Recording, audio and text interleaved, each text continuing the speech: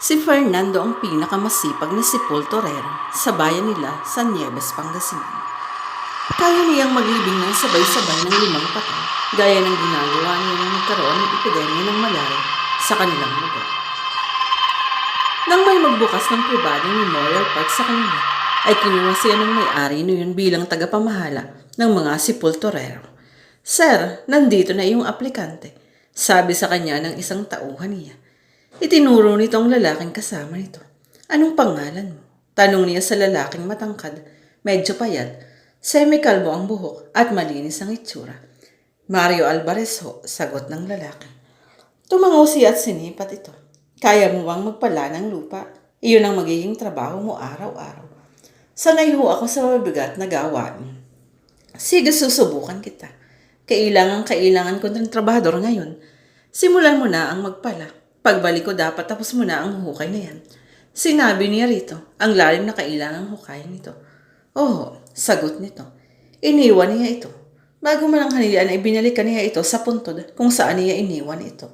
Napakunot na siya nang makitang nakaupo ito at nagpapahinga sa ilalim ng puno. Tumayo ito pagkakita sa kanya. "Kanina pa ho ako tapos. Medyo nagpapahinga lang." Nagkakamot ang ulong paliwanag nito. Dumiretso siya sa puntod. Hukay na iyon sa ekstraktong lalim na ibinili niya rito. Tinignan niya si Mario, ni hindi yata ito pinagpawisan sa ginawa. Ganon din siya kahusay at kalakas noong kabataan niya. Mapapakinabangan niya ito ng gusto. "Tanggap ka na. May isa pa akong ipapahukay sa iyo mamaya. Sumama ka muna sa aking mananghalian sa labas." Ngumiti ito at sumama sa kanya. Pagkatapos nilang kumain, ay bumalik sila sa simenteryo at pinaghukay uli niya ito. Binalikan niya ito pagkalipas ng 3 oras. Tapos na uli nito ang trabaho. Lalo siyang napabilib dito. Sa wakas natagpuan na niya ang maire-rekomenda niyang papalit sa kanya kapag nagretiro siya. Inireport kay Fernando ng isang tauhan niya na nawawala si Mario. Nakita raw nito ang mga gamit ng lalaki sa puntod na iniutos niyang hukayan nito ng lupa, pero wala ito roon. "Maggrupo kayo sa 3. Hanapin niyo si Mario. Baka kung ano na ang nangyari sa kanya, tawagin mo rin ang mga gwardya. Paikutin mo sila sa buong parke." Tumango ito. Nag-alala siya. Sa lumipas na 1.5 buwan ay tumaas ang bilang ng mga namamatay dahil sa hindi maipaliwanag na sakit na kumikitil sa mga kababaihan sa kanilang lugar. Tarantang-taranta siya sa paghahanda ng mga puntod. Sumabay pa na mayroong nangyayaring hindi maganda sa loob ng sementeryo. Natatagpuan nilang nahukay uli at natungkam ang pinaglilibingan ng mga patay. Pinagnanakawan pa ang ngayon. Binubuksan ang tiyad saka tinatanggal ang mga lamang loob lalong-lalong na ang atay. Naniniwala siya na kung hindi grupo ng mga siraulong adik ang gumagawa niyon, ay isang kulto ang nasa likod ng mga kalapastangan ang ginagawa sa mga patay.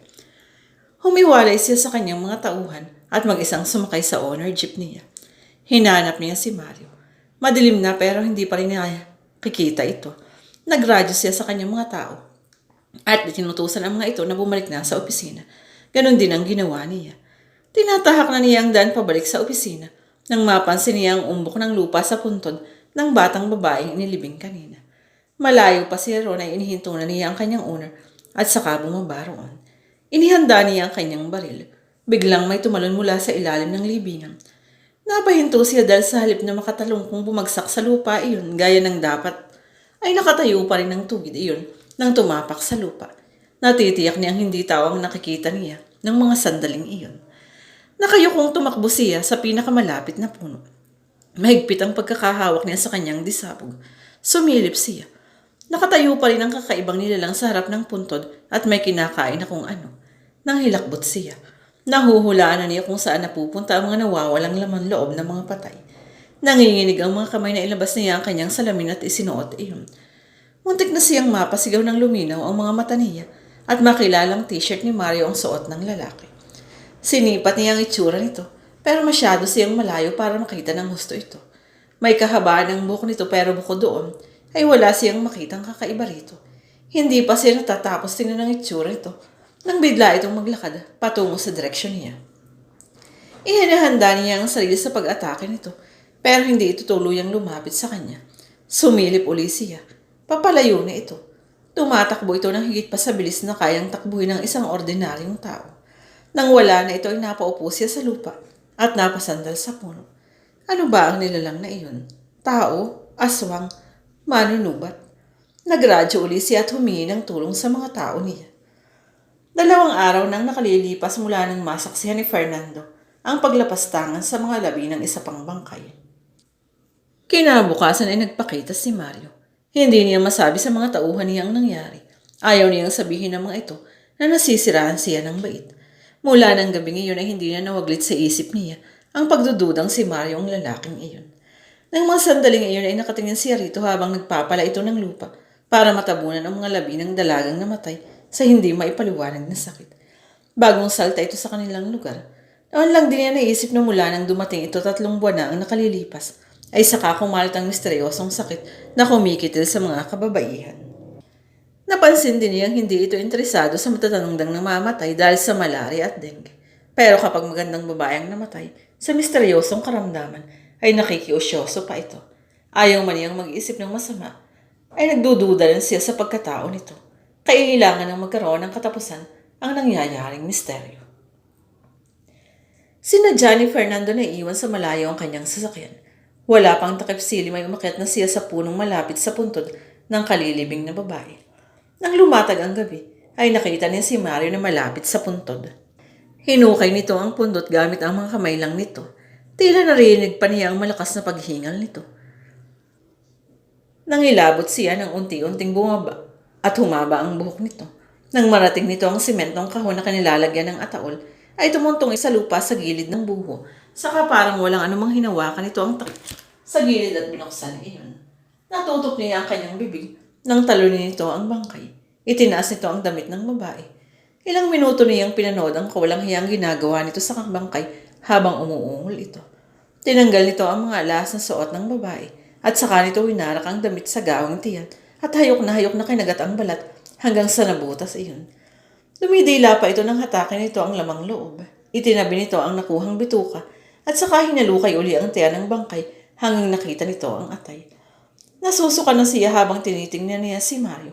Halimaw na ang itsura habang nakaupo ito sa ibabaw ng bangkay at kampanteng kinakain ng mga lamang loob. Nilabanan niya ang pandidiri.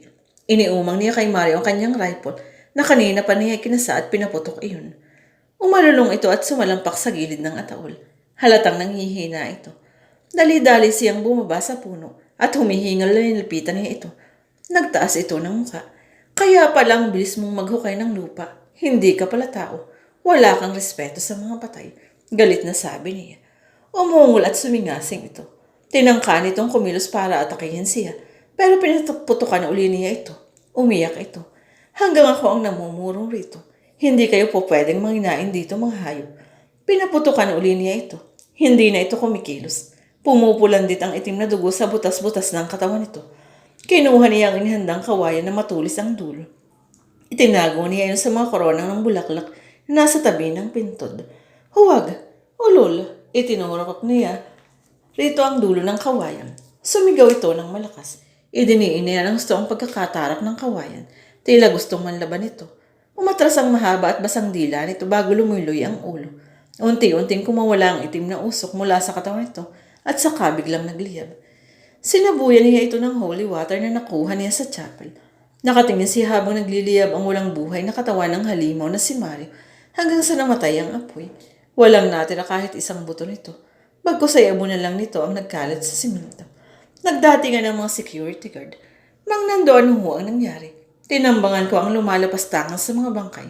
Itinuro niya ang bangkay ng babae. 5 lalaki ang may kagawa ng misteryo rito. May takay ang mga mukha nila kaya wala akong nakilala. Pinaputukan ko sila pero wala akong natamaan dahil nanginginig sa takot ang mga kamay ko. Bakit hindi kayo humingi ng tulong? Baka kasi makahalata sila. Nasaan ang mga nakatakbo sila? Tinignan niya ang mukha ng patay.